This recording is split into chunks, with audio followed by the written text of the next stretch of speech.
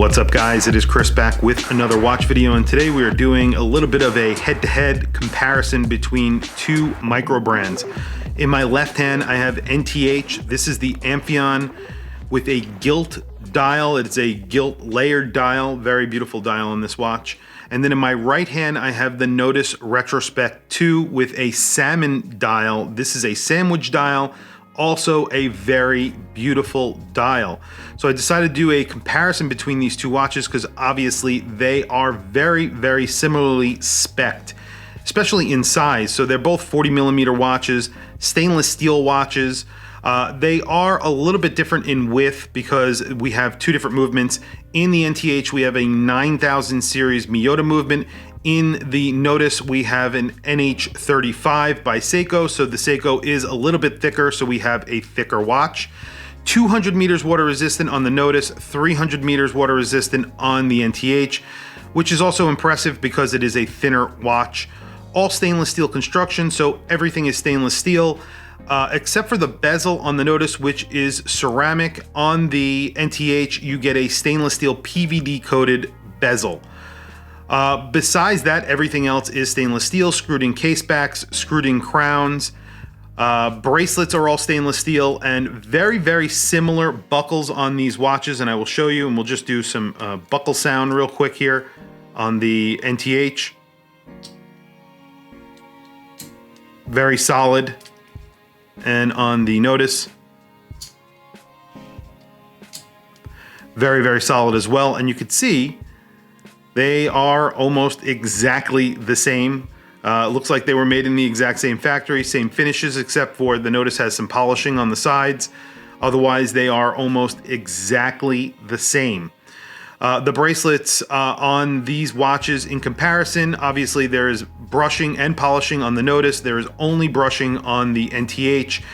The screws in the links for the NTH are a little bit more, for the Nodus are a little bit more significant than the NTH. The NTH has a very small screw for each of its links. There is less finishing, as I mentioned, although the Nodus and the NTH both have very nicely finished bracelets. I would give it to the Nodus in this case because I think the bracelet is a little bit nicer. The screws are a little bit nicer. The bracelets are exactly the same.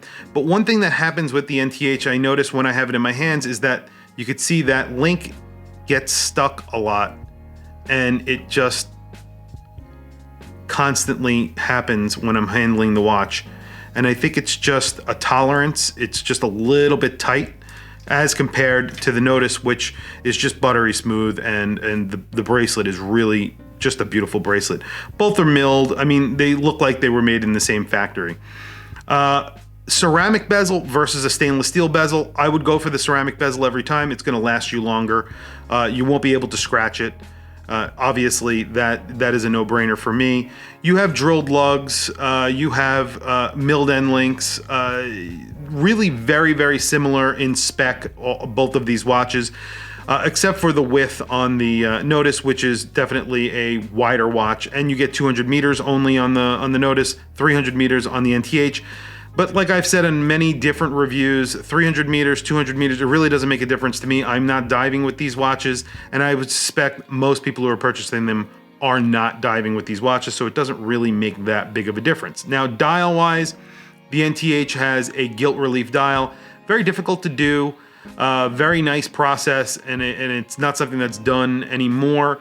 The Nodus has a sandwich dial. A little bit more generic, I would say, than the NTH. However, I think it's just as nice to look at. It has a sunburst. It's a sandwich dial, as I mentioned. Beautiful salmon color. They have a few different colorways, and they've come out with a bunch of different colorways for the Nodus Retrospect. Really, it's a wash for me in terms of the dial. Crown. The crown is a little bit chunkier on the Nodus. However, they're both equally as grippy, I would say. Case backs, both are pretty much unadorned case backs on these. Nothing too spectacular. However, nice in their own right. It's not really anything that crazy with engravings or anything like that. They're kind of unadorned, sort of generic, sterile case backs. Both of these get dates at 6 o'clock, so the date wheels are color matched to the dial, so black obviously on the NTH and a salmon color on the Nodus. Price on these, this is where the difference comes in.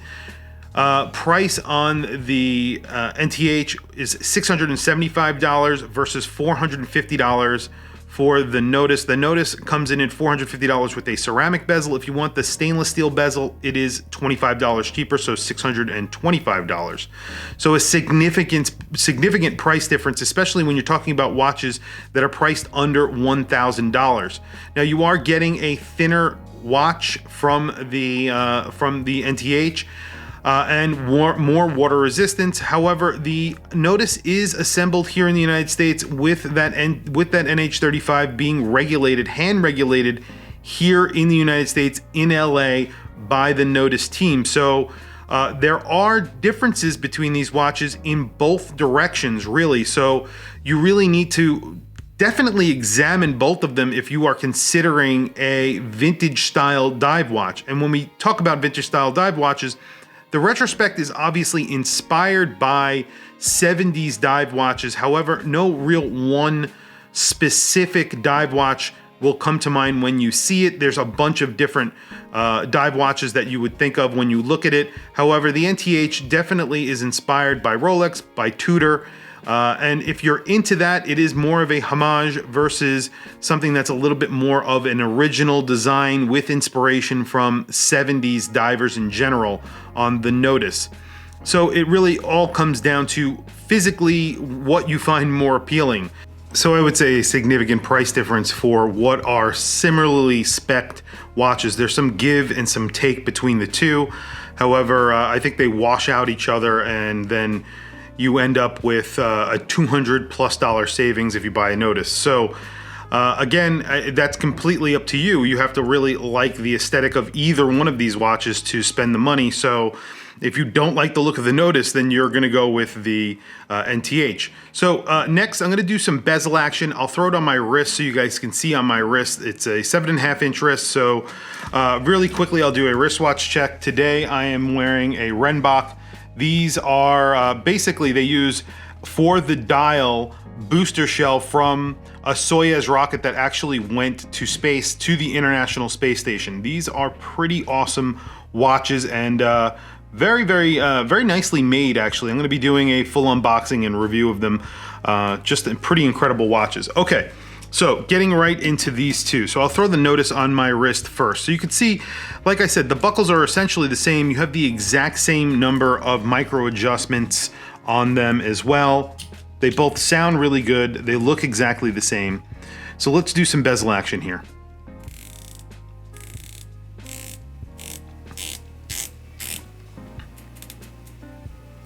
Very tight, really precise, very nicely sounding bezel on the Nodus. And you can see, like I said, I have a 7.5 inch wrist. This fits just perfectly on my wrist. It sits a little bit higher. As I mentioned, the bracelet's a little bit thicker than the NTH. However, in my opinion, it really doesn't make that much of a difference. It sits now nicely down deep on my wrist. It fits perfectly, in my opinion. I really like it. It's just a very nice watch, and I really love the dial on it. The NTH. So the NTH, I also love the dial on. Essentially the exact same buckle with the exact same amount of micro adjust, except it is just brushed.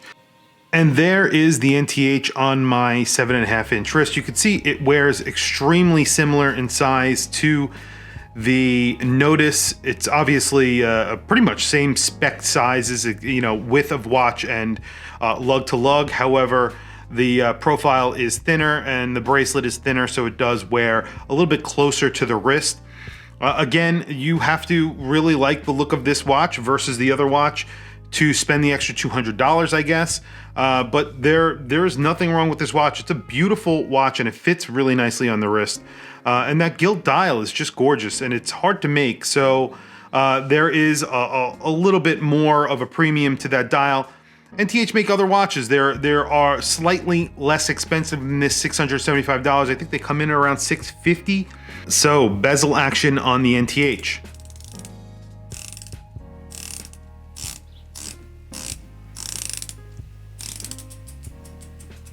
Feels really good, very tight, no wiggle, no wobble in the bezel whatsoever. However, it's a little bit more rough than I would say. The Nodus is a little bit smoother on the turns. However, the clicks are a little bit more pronounced on the NTH. So I would say it's a wash between the two. Depends on what you like in your bezel action.